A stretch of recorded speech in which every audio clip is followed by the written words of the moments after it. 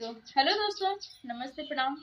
तो आप लोगों का मेरे चैनल पे स्वागत है। आज मैं काफ़ी दिन बाद वीडियो बना रही हूँ और एक बहुत प्यारा माँ बाप का गीत लाई हूँ। तो हर बच्चे को एहसास अपने माँ बाप का, तो मैं भी एक जो दूर रहते हैं माँ बाप से उसको एहसास होता है।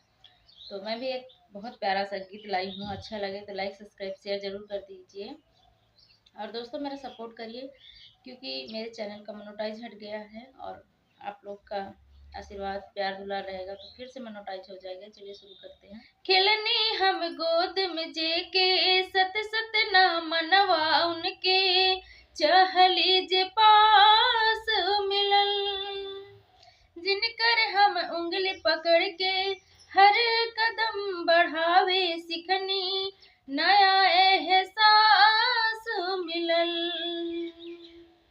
नया एहसास मिलल। हमरे उमरिया जेकर बड़ा एहसान है, मम्मी पापा हमर भाग्यवान।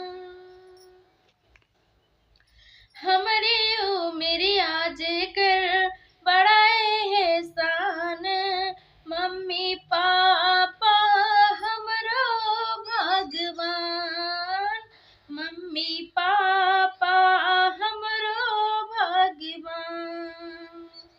अचरा ओढ़ा कर मम्मी करेली दुलारवा, पापा जी झारे धूल हो, पापा जी झारली धूल हो।